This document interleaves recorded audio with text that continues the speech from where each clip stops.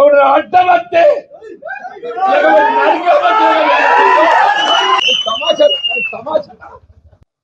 టికెట్లు పంచుకుంటానికి ఏదైతుందో ఇది నీ అయ్యే సొత్తు కాదు, అబ్బ సొత్తు కాదు. ఇది నీ అయ్యే సొత్తు కాదు, అబ్బ సొత్తు కాదు అంటు నేను. ఇది మా కాంగ్రెస్ కార్యకర్త హక్కు అని చెప్పండి. కాంగ్రెస్ పార్టీ అంగట్ల సరుకు కాదు అని చెప్పంటు నేను. రేపు రాబోయే మున్సిపల్ ఎన్నికలు ఒక్కటి కాదు, 50 టార్గెట్ 50 అని చెప్పంటున్నాను. ప్రభుత్వ విధానాలు వచ్చినాయి కాబట్టి నేను కాంగ్రెస్ పార్టీలో చూస్తాను. ఎవడురా అని చెప్పంటు నేను.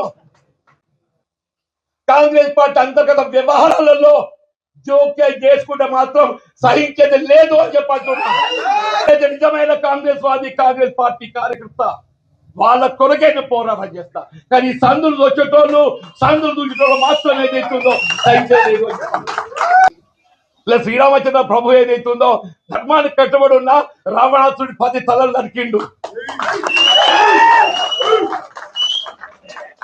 రావణాసుడి 10 తలలు నరికిండు. నువ్వెంత నీకు ఒక్క తలకాయ ఉంది.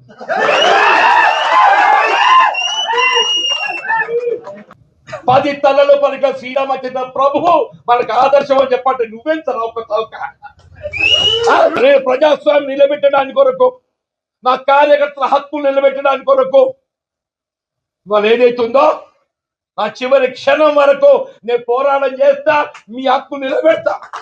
పార్టీలో 50 స్థానాలు కైవసం చేసుకోవాలి. కాంగ్రెస్ పార్టీ జెండా ఎగరవేయాలి. అడ్డమంటే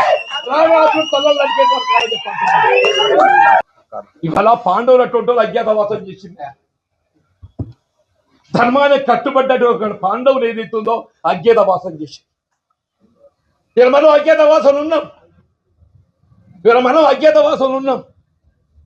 పాండవులు కూడా మళ్ళీ మంచి దినాలు మన కూడా మంచి దినాలు వస్తాయి చెప్పారు. మన కూడా వాళ్ళు ఏదైతుందో మీకు నేనండా, నాకు మీరన్నా.